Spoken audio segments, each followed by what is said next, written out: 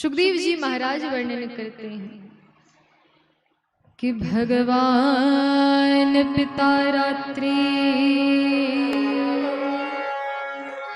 शरदोत्फुल्ल मल्लिका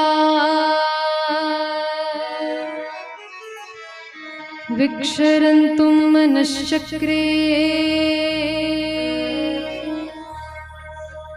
योगमायामुपाश्रिता।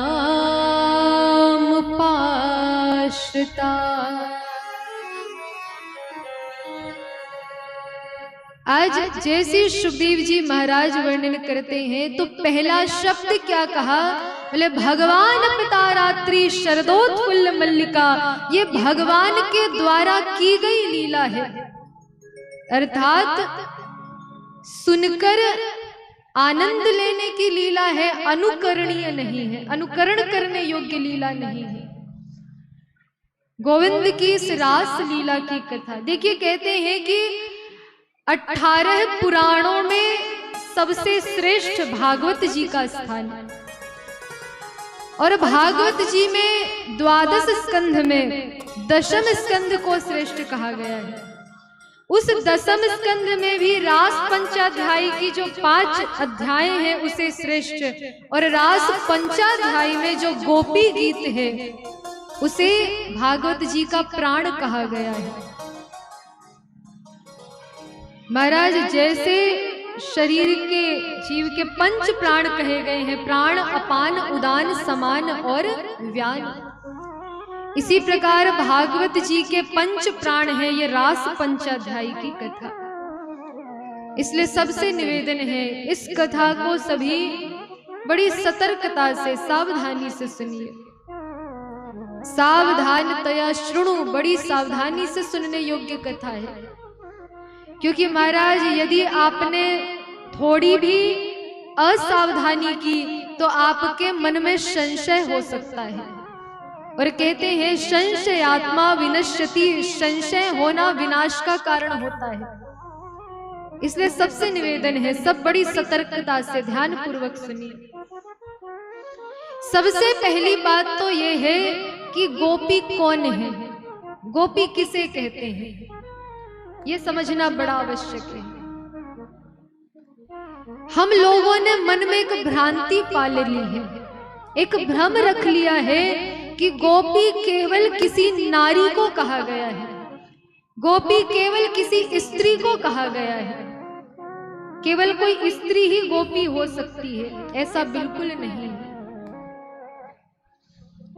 गोपी किसे कहते हैं, गोभिः इंद्रियैः कृष्ण रसम पिबति इति गोपी, जो अपनी प्रत्येक इंद्रिय से कृष्ण रस का रसास्वादन करे उसे गोपी कहा गया है।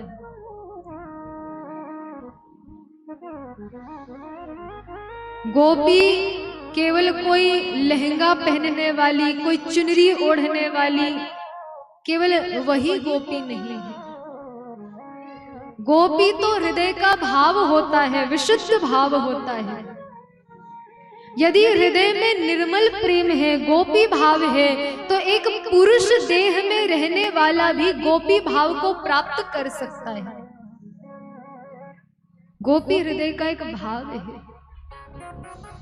महाराज वर्णन आता है, रसखान जी की कथा आप सबने सुनी होगी, भक्त श्री रसखान जी महाराज।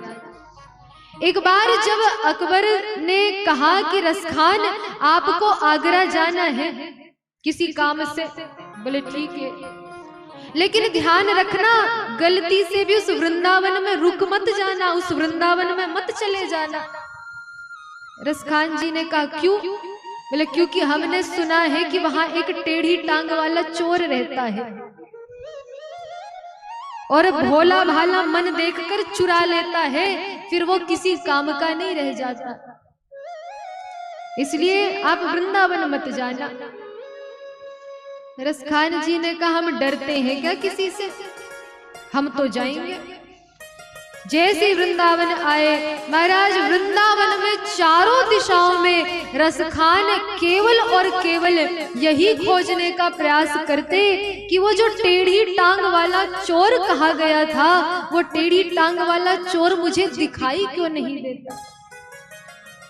अरे वो मोर मुकुट वाला चोर कहाँ छुप गया है, वो मुझे दिखाई क्यों नहीं देता। ना भूख लगती है ना प्यास लगती है, केवल चारों दिशाओं में खोज खोज कर उस टेढ़ी टांग वाले चोर को खोजने का प्रयास करते।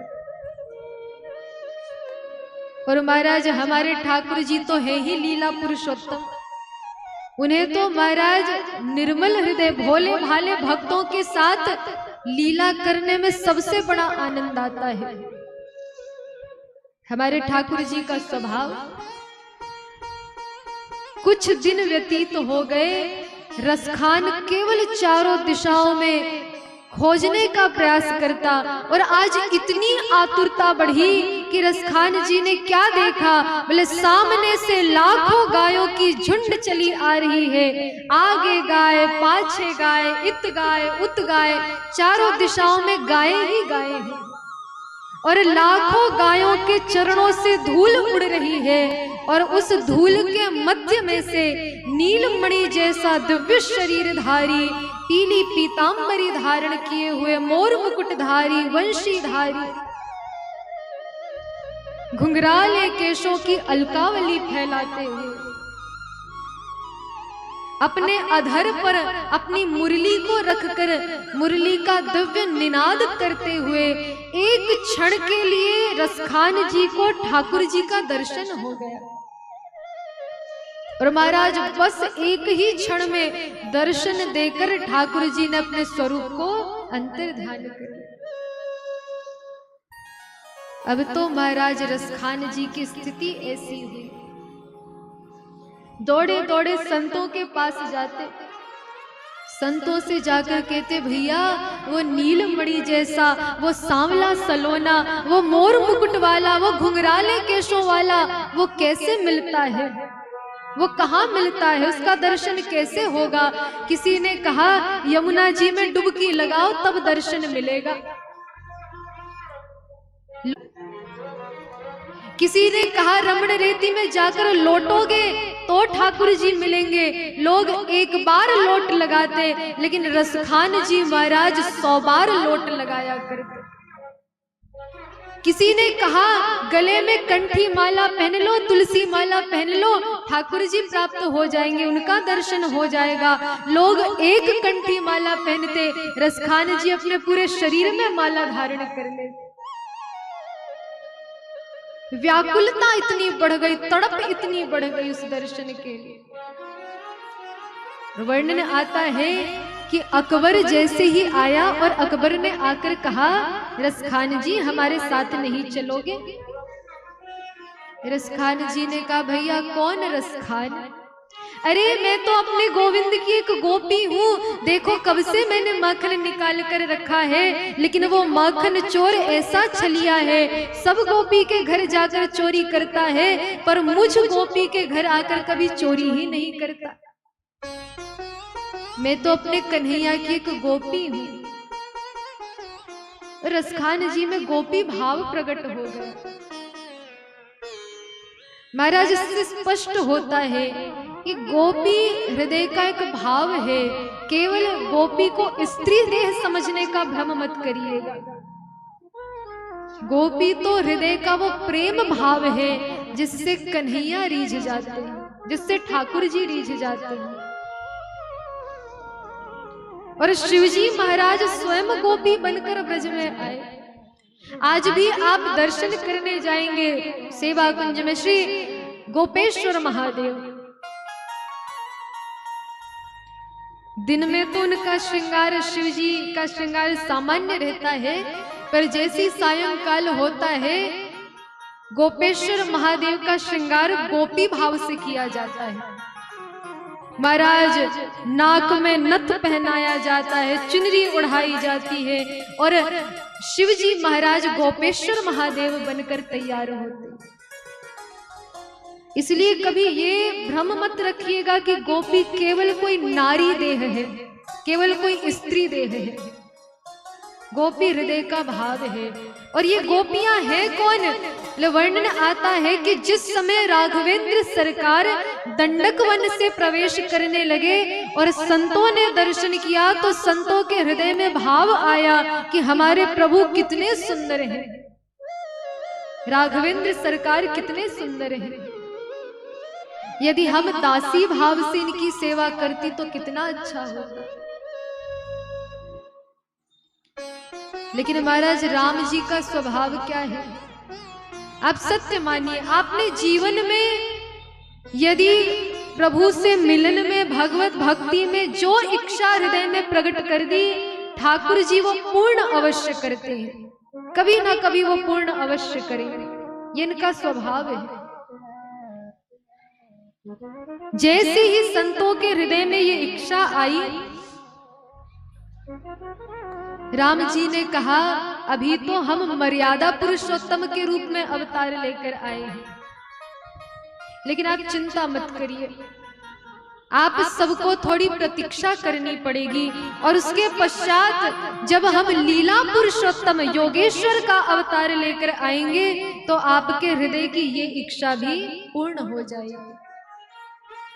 जिस समय सभी संत राम जी के वियोग में अपना प्राण त्यागने को हो गए, उस समय राम जी ने हनुमान जी को भेजा और सभी संतों को आश्वासन प्रदान किया कि चिंता मत करिए, एक युग की प्रतीक्षा करने के बाद आप सबको गोपी भाव मिलेगा और तब आपको प्रभु की प्राप्ति होगी।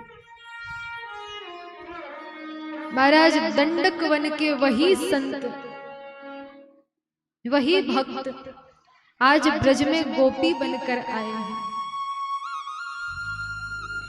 देखिए, गोपी बनकर आए तो हैं, कोई किसी की बेटी बन गई, कोई किसी की पत्नी बन गई, कोई किसी की बहन बन गई, पर ब्रज में अवतार लेने का उद्देश्य एकमात्र गोविंद की प्राप्ति करना है, प्रभु के चरणों की प्राप्ति करना है। और आज जैसी गोपियां प्रतीक्षा कर रही हैं, कब गोविंद अपनी वंशी का नाद छेड़ेंगे, कब हमें अनुग्रहित करेंगे, कब कृपा करेंगे। उसी समय महाराज शरद पूर्णिमा की दिव्य रात्रि है। आज आकाश में चंद्रमा शोभायमान हो रहे हैं। कल कल निनादिनी यमुना जी का पावन जल प्रवाहित हो रहा है। आज तो रात्रि के समय में भी नीले नीले कमल के पुष्प खिल उठे हैं, बालुकाएं खिल रही हैं, जो वायु है वो मलयगिरी पर्वत से चंदन की सुगंधी लेकर बह रही है। जैसी गोविंद ने अपने अधरों से मुरली का निनाद करना प्रारंभ किया है, दिव्य अमृत वर्षणी मुरली का नाद करना प्रारंभ करते हैं,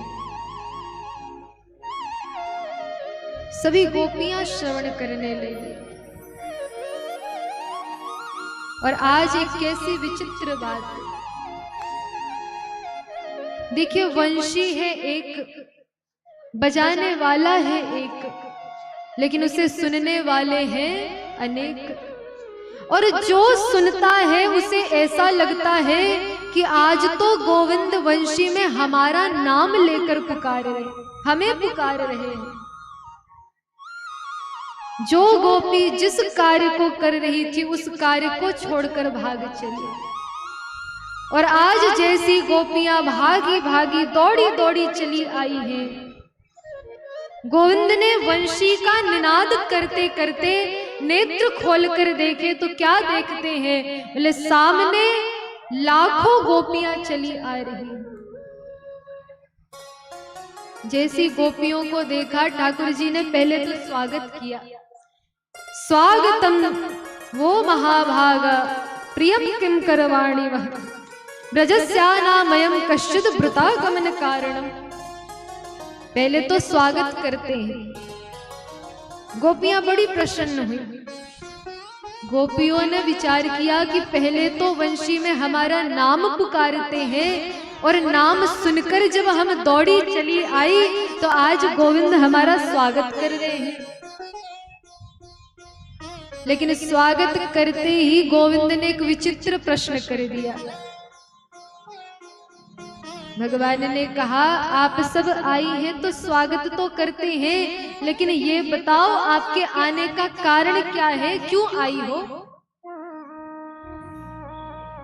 गोपियां तो महाराज विचार करने लगी, क्या कहे अब हम। बोले, कैसी बात हो गई, जैसे कोई आपका मित्र आपको विवाह का निमंत्रण भेज दे, निमंत्रण पत्रिका आपके पास आ गई, और महाराज विवाह में 1-2 दिन बचा हो तो बार बार आपको फोन कर करके बोले भी, अरे तुमको याद है ना, विवाह है हमारा, तुमको आना जरूरी है। अब महाराज इतना आग्रह स्वीकार करके आप जैसी उसके घर गए, जाते उसने कहा, भैया आए हो ये तो अच्छी बात है, लेकिन ये बताओ आए क्यों हो, आना कैसे हुआ है, किस कारण से आए हो? अच्छा, आप क्या सोचेंगे, कैसा विचित्र आदमी है।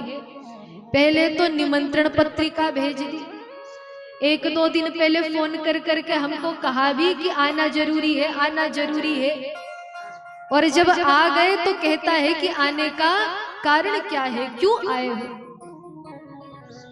गोपियां भी यही विचार कर रही हैं कि पहले चीरहरण के समय हमें आश्वासन दिया कि हम रास लीला करेंगे, और आज शरद पूर्णिमा की रात्रि वंशी में हमारा नाम लेकर हमें पुकार भी रहे थे, लेकिन जब आ गई तो कहते हैं कि आने का कारण क्या है, क्यों आई हो? गोपियों ने सिर नीचे करके कहा, क्या बताए गोविंद, क्यों आई है? अपना सर्वस्व का परित्याग करके आई है। संतज्य सर्व विषयांस्तव पाद मूलम, आपके चरणों में अपना सर्वस्व का परित्याग करके आई है, और आप हमें आने का कारण पूछते हैं। देखिए, गोपियों ने जो गोपी गीत गाया है ना, उसमें गोपियां एक एक बात स्पष्ट कहती हैं। गोपियां कहती हैं, हमको सब पता है कि तुम हो कौन। संसार में शरीर का पति कोई हो सकता है, शरीर की पत्नी कोई हो सकती है, शरीर का पुत्र कोई हो सकता है, शरीर की पुत्री कोई हो सकती है, पर आत्मा का पति सिवाय कृष्ण के कोई दूसरा हो ही नहीं सकता। आत्मा का पति सिवाय कृष्ण के कभी कोई और हो ही नहीं सकता है। आज गोविंद ने गोपियों की एक परीक्षा लेकर देखी, लेकिन जैसी गोपियों के हृदय का भाव दर्शन करते हैं, गोविंद ने गोपियों के हृदय के भाव का दर्शन करते ही गोपियों के साथ रास लीला करना प्रारंभ किया। देखिए, अभी जैसी रास लीला प्रारंभ हुई है, बड़ा सुंदर दर्शन करते हैं सभी। गोपियों के साथ जब गोविंद रास लीला करने लगे, उस समय महाराज गोपियों के हृदय में वही भाव आ गया जो भाव नहीं आना चाहिए था। गोपियों के हृदय में सौभग मद आ गया। सौभग मद अर्थात अपने सौभाग्य का अभिमान आ जाना। एक गोपी सोचने लगी, मैं बड़ी सुंदर हूँ, मैं बड़ी रूपवती हूँ, इसलिए तो आज कन्हैया हमारे साथ नृत्य कर रहा है, रास लीला कर रहा है। एक गोपी सुंदर स्वर में गायन कर रही थी, उस गोपी ने सोचा मैं बड़ा सुंदर गाती हूँ, इसलिए तो कन्हैया मेरे साथ रास लीला कर रहा है। अच्छा देखिए, संतों का कहना होता है कि गोपियों के हृदय में कभी भी अभिमान नहीं आ सकता, लेकिन फिर ये लीला कैसी है? बोले गोपियों ने संसार को दिखाने के लिए अभिमान का स्वांग किया है। भैया यदि हमारे भीतर भी अभिमान आ गया तो कन्हैया हमको भी छोड़कर जा सकता है। इसलिए जीवन में कैसी भी परिस्थिति हो, कितने भी ऊंचे उठ जाओ, लेकिन कभी भी जीवन में अभिमान को आने मत देना। कभी भी ये मत सोचना कि हमारे भीतर ऐसा गुण है इसलिए ठाकुर जी हम पर कृपा करते हैं, अरे हम बड़े दयालु हैं इसलिए भगवान हम पर कृपा करते, ऐसा बिल्कुल भी मत सोचना। हम खूब दान दक्षिणा करते हैं इसलिए ठाकुर जी हम पर कृपा करते हैं, ऐसा बिल्कुल मत सोचना। राम बढ़ाए 100 बढ़े, बल से बढ़े न कोई। हम में ये सामर्थ्य ही नहीं कि हम कुछ कर सके, इसलिए महाराज अपने ऊपर, अपने स्वभाव का, अपने कुछ भी सद्गुण का भी कभी अभिमान नहीं करना चाहिए। गोपियों ने ये स्वांग करके संसार को दिखाया कि यदि हमारे भीतर अभिमान आ गया तो ठाकुर जी हमारा भी परित्याग कर देंगे, और यही हुआ। गोपियों के मन में अभिमान आया। अब तक तो गोविंद गोपियों के मध्य में नृत्य कर रहे थे, लेकिन जैसे अभिमान आया उसी क्षण गोविंद ने अपने स्वरूप को अंतर्ध्यान कर लिया, गोपियों को छोड़कर चले गए। और आज जैसे ही गोपियों का परित्याग करके गए, गोपियां विरह से व्याकुल हो गई, व्यथित हो गई। कोई गोपी लता पताओं से पूछती, अरे लता पता बताओ हमारे प्राण वल्लभ गोविंद हमें छोड़कर कहाँ चले गए। कोई गोपी माता तुलसी से जाकर कहती, कश्चिद तुलसी कल्याणी गोविंद चरण प्रिय, हे माँ तुलसी आपके बिना तो हमारे गोविंद जल तक ग्रहण नहीं करते, आप बताइए कि हमारे कन्हैया हमें छोड़कर कहाँ चले गए। कभी यमुना जी से जाकर पूछती, गोपियों ने कहा हमें पता है हमारा कन्हैया कभी भी चमड़े की सुंदरता नहीं देखता, हमारा कन्हैया कभी भी बाह्य स्वरूप की सुंदरता नहीं देखता। हमें पता है कि गोविंद कभी भी धन संपत्ति नहीं देखता, तुम्हारे पास कितनी धन संपत्ति है, तुम्हारा स्वरूप कैसा है, कन्हैया ये सब नहीं देखता। और आज हमसे बहुत बड़ा अपराध हो गया कि हमने अपने सद्गुणों का अभिमान कर लिया, और इसलिए हमारे प्राण वल्लभ गोविंद हमें छोड़कर चले गए। कहते हैं कि गोपियों को आज इतना कष्ट हो रहा है, इतना कष्ट हो रहा है कि जितने 28 प्रकार के नरक हैं वो भी कहते हैं कि भैया हम तो किसी जीव को इतना कष्ट नहीं दे सकते जितना कष्ट आज गोपियों को सहन करना पड़ रहा है। इतना विरह, इतना कष्ट हो रहा है, गोपियां तड़प रही हैं, व्याकुल हो रही हैं। और आज सभी गोपियां किशोरी जी के चरणों में आकर बैठी।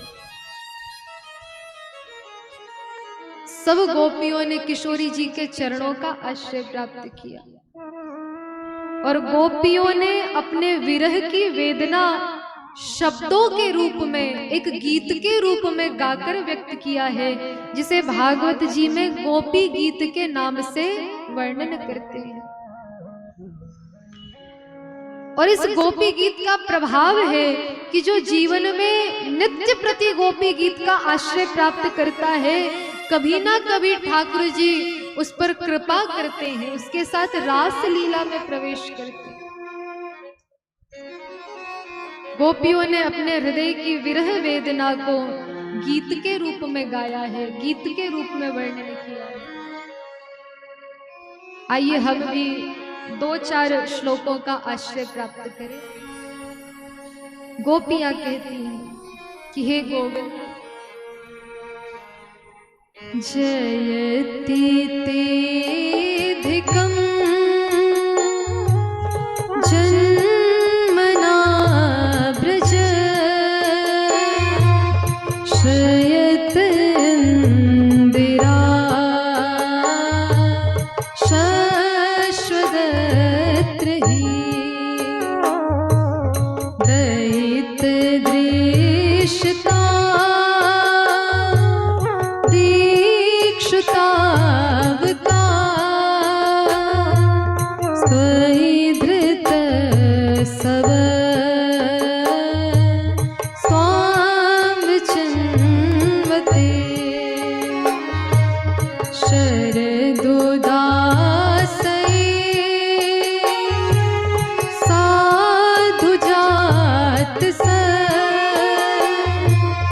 सरस जो दर श्री मृषादृशा सूरत नाथ ते अशुल्क दासिका वरद निघ्न तो नेह किं वध विषजलाप्यया व्याल राक्षसा वर्ष मारुता वैद्युतानला वर्ष मारुता वैद्युतानला।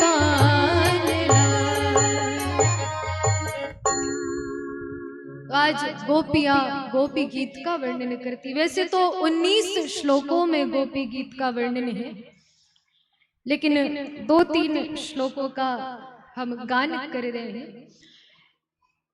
गोपियां वर्णन करती हैं। एक गोपी ने कहा, जयति तेधिकम जन्मना ब्रज श्वेत इंदिरा शश्वदत्तहि।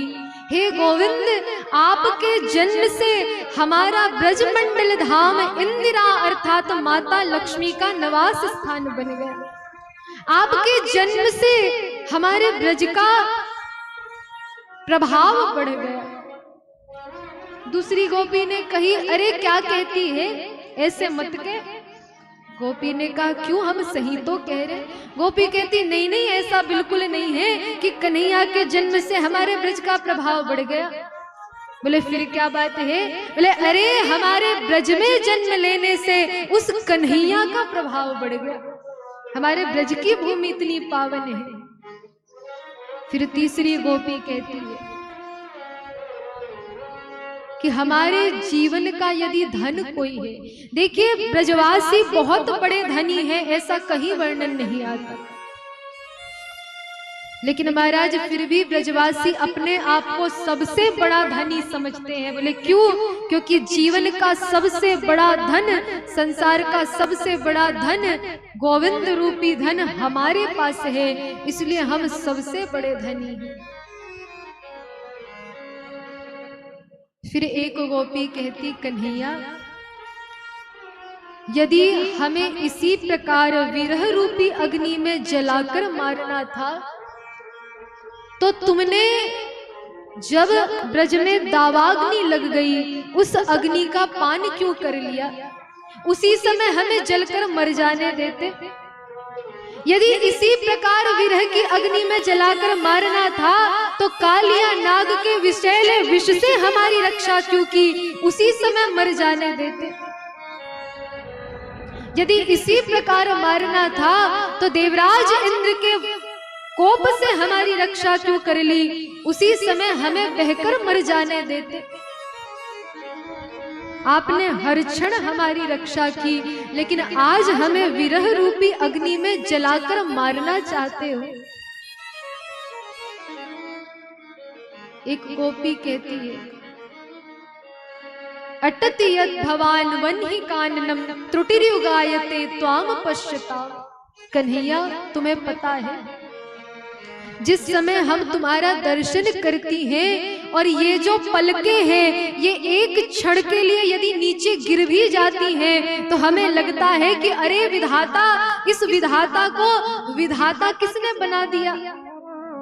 और उस विधाता ने ये पलकें क्यों बना दी जो पलकें गिरकर हमारे गोविंद के दर्शन में हमें कष्ट प्रदान करती है। यदि एक बार पलक नीचे गिर जाती है तो वो क्षण त्रुटि युगायते, 3 युग के समान हमें कष्ट प्रदान करता है। लेकिन कन्हैया निवेदन इतना ही करना था कि आज हमारे साथ लीला करने के लिए, हमें विरह देने के लिए आपने अपने सुकोमल चरण कमलों को न जाने कहां करील के कुंजों में ले जाकर विराजमान कर दिया। इसलिए आपसे इतना ही निवेदन करती है कि हमें इस विरह में जलाने के लिए, इस विरह को देने के लिए कम से कम अपने सुकोमल चरण कमलों को तो कष्ट प्रदान मत कर। गोपियां विरह में अपने हृदय की वेदना व्यक्त करती हैं। और आज जैसे ही हृदय की वेदना को व्यक्त करती है,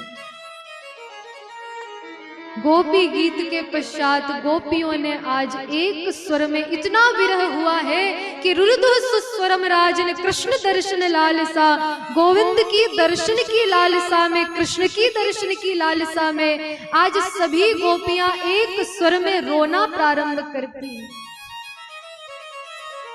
रुदन करना प्रारंभ करती हैं। देखिए, गोपियों ने पहले खोजने का प्रयास किया, ठाकुर जी नहीं मिले। गोपियों ने गाया, ठाकुर जी नहीं आए। लेकिन आज जैसे ही गोपियों ने रोना प्रारंभ किया है, महाराज, जब कोई व्यक्ति इस संसार में कोई वस्तु ठाकुर जी को निवेदित करता है तो महाराज ठाकुर जी देखकर मुस्कुराते हैं, प्रभु देखकर हंसते हैं। अरे, मेरी दी हुई वस्तु मुझे ही दे रहा है और अभिमान करके दे रहा है। संसार में ऐसी कोई वस्तु नहीं जिसे हम अपना कहकर गोविंद को निवेदित करें। लेकिन इस संसार में केवल एक वस्तु है जिसे हम अपना कहकर प्रभु को निवेदित कर सकते हैं। और वो कौन सी वस्तु है? बोले, जब गोविंद के विरह में, जब प्रभु के स्मरण में, प्रभु को याद करके हमारे नेत्रों से अश्रु प्रवाह हो जाते हैं, तो उस समय जो अश्रु प्रवाह होते हैं, जो आंसुओं की एक बूंद भी होती है, यदि गोविंद के विरह में आपने एक बूंद भी अश्रु प्रवाह कर दिया तो गोविंद कहते हैं कि भैया, इन आंसुओं के जो भार है, जो ऋण है, उसे मैं जीवन में कभी चुका नहीं सकता।